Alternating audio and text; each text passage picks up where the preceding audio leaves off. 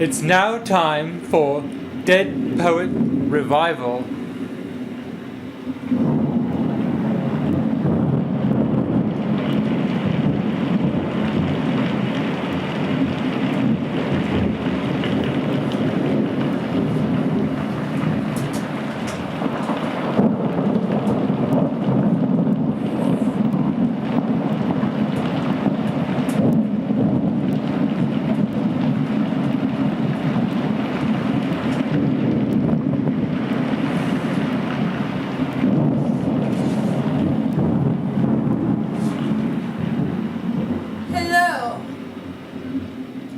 I am William Blake, the famous poet and engraver.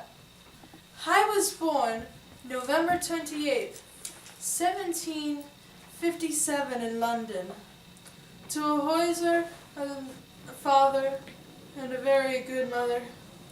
We were a respectable family, not rich nor poor, but in a very respectful neighborhood.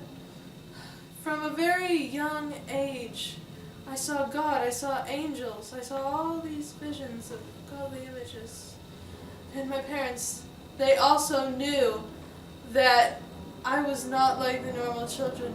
They did not have me go to conventional school, but then let me pursue my dream as a painter. At 12, pursue my dream as a poet. And then at 14, I got myself an engraving apprenticeship. From there, I soon married my wife, Catherine. And now, Catherine was illiterate when I met her, but soon I taught her how to read and write. We soon opened up a print shop with my brother, Robert. He eventually died shortly after, but it's okay. I saw his spirit, I saw it rise and it was happy. I saw it clapping its hands. And it would come back sometimes. He taught me how to do a special kind of engraving that I would use later in life. I was a romantic. I ran with all the others of my kind. I hung out with Mary Wollstonecraft. I would think you'd remember her.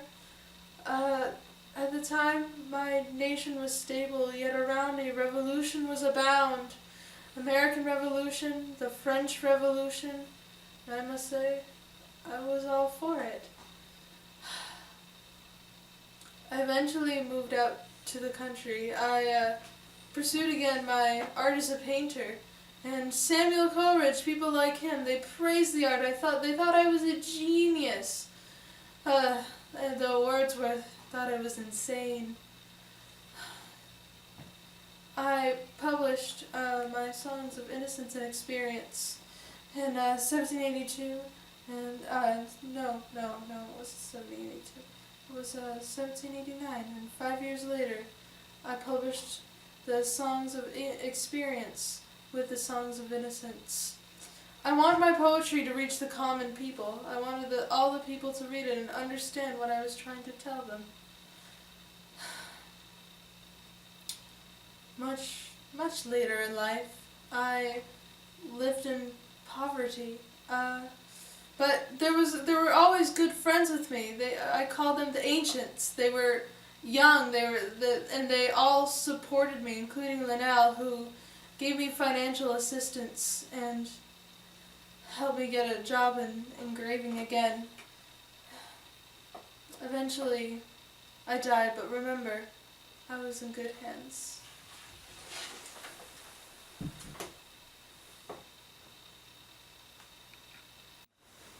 This is another edition of I Am the Speaker. I'm Hildegard Rosenberry. Welcome. And you are? I am a chimney sweeper, the speaker of the poem The Chimney Sweeper from the Songs of Innocence. And you? I am William Blake, the speaker from the poem The Chimney Sweeper from the Songs of Experience. Thank you. The audience of William Blake's poems, The Chimney Sweeper from the Songs of Innocence and The Chimney Sweeper from the Songs of Experience, is the common British people of the pre-industrial revolution society.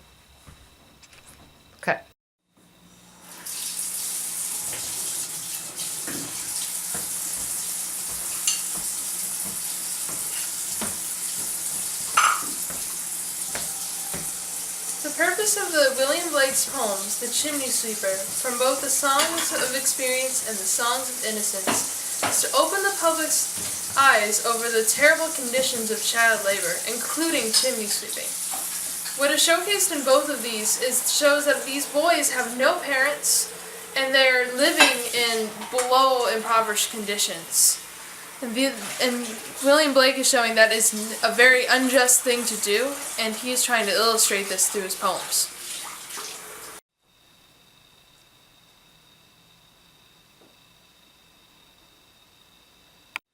William Blake, The Chimney Sweeper, from Songs of Innocence. When my mother died, I was very young, and my father sold me, while yet my tongue could scarcely cry, weep, weep, weep, weep. So our chimneys I sweep, and in soot I sleep. There's little Tom Darcy, who cried when his head, that curled like a lamb's back, was shaven. So I said, hush, Tom, never mind it, for when your head's bare, you know that the soot cannot spoil your white hair. And so he was quiet, and that very night, as Tom was a-sleeping, he had such a sight, that thousands of sweepers, Dick, Joe, Ned, and Jack, were all of them locked up in coffins of black. And by came an angel who had a bright key, and he opened the coffins and set them all free. Then down a green plain, leaping, laughing, they run, and wash in a river and shine in the sun. Then naked and white, all their bags left behind, they rise upon clouds and sport in the wind. And the angel told Tom, if he'd be a good boy, he'd have a God for his father and never want joy. And so Tom awoke, and we rose in the dark, and got our bags and our brushes to work. Though the morning was cold, Tom was happy and warm, so if all do their duty, they need not fear harm. The Chimney Sweeper, from Songs of Experience. A little black thing among the snow, crying, weep, weep, in notes of woe. Where are thy father and thy mother, say? They are both gone up to the church to pray. Because I was happy upon the heath, and smiled among the winter's snow, they clothed me in the clothes of death, and taught me to sing the notes of woe. And because I am happy and dance and sing, they think they have done me no injury. And are they gone to praise God, and his priest and king, and who makes up heaven of our misery? It's now time for literal meaning.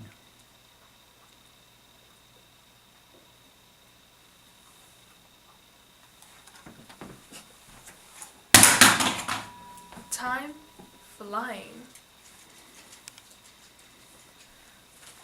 When my mother died, I was very young, and my father sold me while yet my tongue could scarcely cry, weep, weep, weep, weep, weep. And so your chimneys I sweep, and in soot I sleep. So, in this case, what the stanza is trying to say is that this young boy has been taken away by, sold by his father, and taken away his mother when he was very young, and so now he's a chimney sweeper. The next stanza.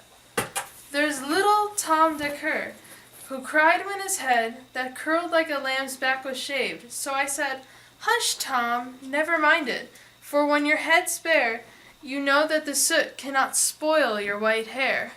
And so in this case, there's a little Tom, and he gets his head shaved on the job. And so the narrator says, oh, it's all right.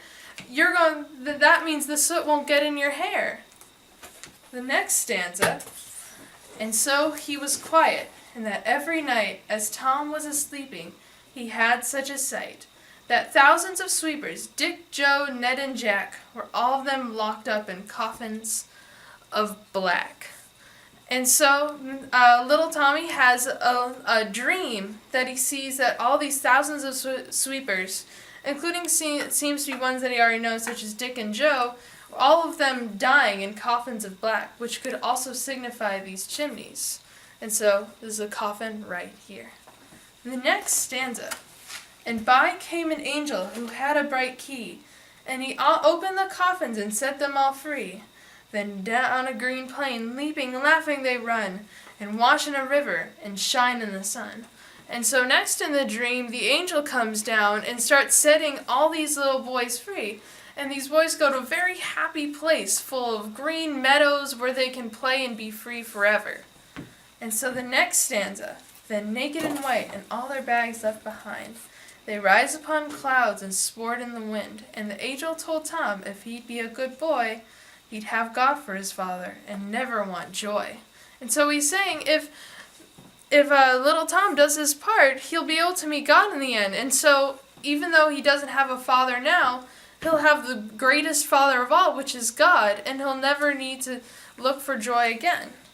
And so the final stanza says, and so Tom awoke, and we rose in the dark, and got with our bags and brushes to work. And though the morning was cold, Tom was happy and warm. So if all do their duty, they need not fear harm. So they're saying that after Tom wakes up, he's now happy, and he knows that he's going to be all right, because he knows that in the end, even though he might die, he's going to see God in heaven have his father, so he just goes ahead and goes right to work. And so, next is the Chimney Sweeper from Songs of Experience.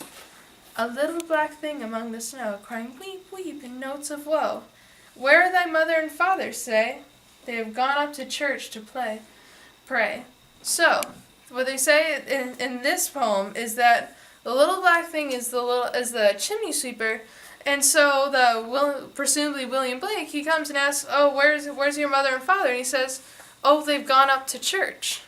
And so the next stanza says, because I was happy upon the hearth and smiled among the winter's snow, they clothed me in clothes of death and taught me to sing, notes of woe. And so even though he was happy among the fire, and he was very happy in the snow, these people made him this job of being a chimney sweeper and taught him to sing upon on the rooftops. But this really sad song in this final stanza, and because I am happy and dance and sing, they think that I have done me no injury, and are gone to praise God and his priest and king, who make up a heaven of our misery. And so he says that because I seem happy to everybody, and these people think that they haven't done me any harm, but the king and God and the priest, they're all having these feasts and having good times, even though they're all miserable. So all these people are cleaning little boys are cleaning their chimneys, but they're all miserable, even though these people are in a presumable heaven.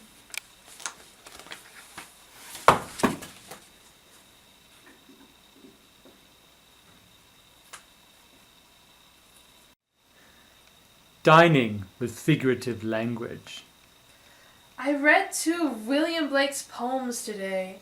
I read The Chimney Sweeper from the Songs of Innocence and The Chimney Sweeper from the Songs of Experience. How lovely! And did I tell you your face is lovely like the moon tonight? Thanks, Lovey. Blake also uses a simile in his poem, from the Songs of Innocence, that curled like a lamb's back. Such a darling way to say curly hair, don't you think? Yes, yes, so clever. Just like you, my Scotland Yard detective. Oh, thank you. What a complimentary metaphor. Blake, too, employed a wonderful metaphor in his poem, The Chimney Sweeper from Songs of Innocence. Were all of them locked up in coffins of black. Such a haunting way to describe the profession of chimney sweeping and its grave dangers to one's health. Don't you think, darling? Indeed, indeed, oh darling. I found your wedding ring. I found it on the bathroom floor. It must have fallen off the sink's edge. I'm so relieved it was not really, really lost, as it was such a symbol of our love. Thank you. Yes, darling. Yes, darling. Symbols, like my wedding ring, are so important. Blake, too, used symbols to show meaning in this poem, The Chimney Sweeper from Songs of Experience. And I quote, and smiled among the winter snow. Winter snow is such a great symbol for purity, don't you think, darling? I do, I do. It's been nearly 1,000 years since I've felt purity. Oh, such hyperbole. Don't be so glum. Blake too uses hyperbole in his songs of innocence, and I quote, that thousands of sweepers, Dick, Joe, Ned, and Jack, surely there are not thousands of sweepers. My darling, these Blake poems you've read today are quite dark. It reminds me when my grandmother would tell me how Uncle George, Great Auntie Della, and my pet turtle had gone for a very long walk. Oh yes. I grew up that same euphemism for death as well. Blake too penned a euphemism in the chimney sweeper from the Songs of Innocence. And by came an angel who had a bright key, and he opened the coffins and set them all free.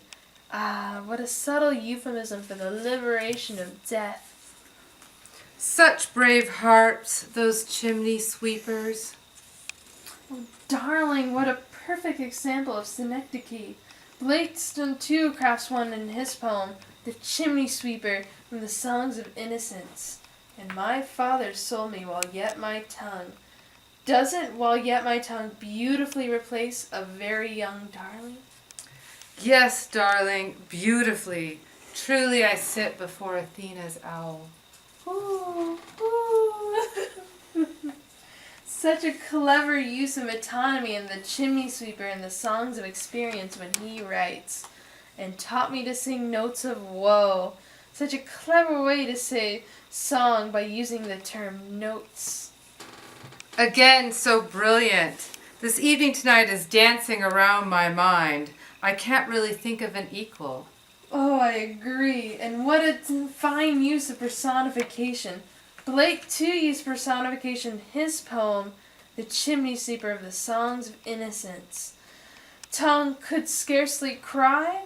Is that not more interesting by simply hearing the boy? Tongues can't really cry. Yes, yes, indeed.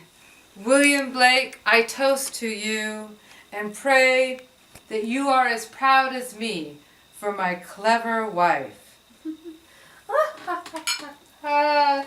Oh, darling, such a fine use of apostrophe. William Blake too employed this in his poem, The Chimney Sweeper, from the Songs of Innocence. You know, he never really addresses the audience. You never know if there's someone actually there, so they could be absent.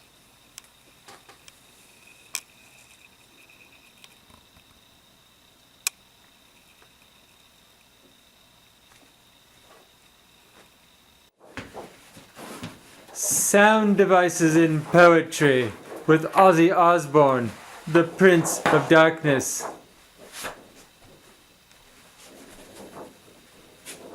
So this here term, I'm Ozzy Osbourne by the way, this here term is assonance, when you got the connecting vowels together. And so, yes. This line, this comes from stanza 5, he'd have God for his father, and never want joy.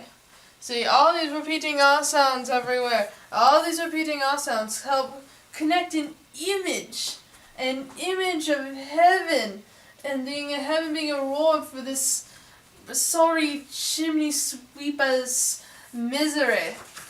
So the next thing we have is consonants. This comes from the songs of experience.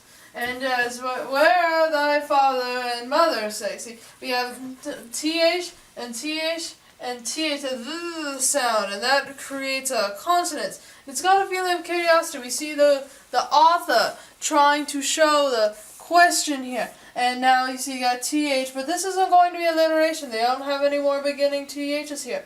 But there's this consonants because father and mother. Father. And then next we got dissonance. Dissonance, we're making really, really harsh sounds like my own music. And so we have, we're all of them locked in coffins of black. Wow, this sounds like one of my own lyrics, my own albums on vinyl. The CK, the C, and the C, they make dissonant sound, they make a sound, or a sound. It makes images of death and discordance. This is a very good time here. This creates a lot of dissonance. And so, we move on to alliteration. And so we have a very short one. Oh, this thing isn't even working anymore. Sharon! Sharon, I need help. I need help. Okay, so here we have another line of then naked and white. Ooh, all their bags left behind. These two beginning B sounds, they're trying to show freedom and release. These beginning B sounds, they create a better sound than any other, the B sounds. And now we have repetition. Repetition, they're trying to repeat things. We're trying to repeat different sounds, different words. And so we scarcely cry, weep, weep, weep, weep. And so these weeping sounds are repeating. We're trying to emphasize here. We're trying to emphasize the weeping. The weeping. So the weeping is the cry of woe from the baby. So the baby's weeping, and we're trying to see that he's weeping a lot. This is a very sad time. And so we move on to internal rhyme. So your chin means I sweep, and in soot I sleep. So sweep and sleep rhyme. And we're trying to connect ideas here. Because this is all the same line here. Stanza 1 is in Songs of Innocence. We're trying to see the sleep and weep. They rhyme and they're connecting ideas. They're connecting ideas of the chimney sweeper's lifestyle. This guy, he sweeps chimneys, but then he sleeps in the soot later. That is not a very nice bed, I must say. So, well, the rhyme scheme for both of these poems is A-A-B-B. And so I had used the first stanza as my example. Young, tongue, they rhyme, and they have two A's for the indication. And weep and sleep. And two B sounds. The first two lines rhyme and the second don't. And this repeats throughout the poem. The poem reads like this. Then finally, onomatopoeia. Onomatopoeia, we're trying to make sounds out of words so we can imagine these sounds. So in your chimney's I sweep, and another of these same line, in soot I sleep. This is the sweep. It's creating the sound of sweeping, like sweep, sweep, sweep, sweep, sweep, because they're sweeping the soot out of the chimneys. They're trying to illustrate this emphasis on the sweeping, trying to make you imagine sweeping chimneys. And so, oh, well, I guess we have no more sound devices. So I guess our program has been ended for today. And where are the rest of the slides? I think there was supposed to be some more slides.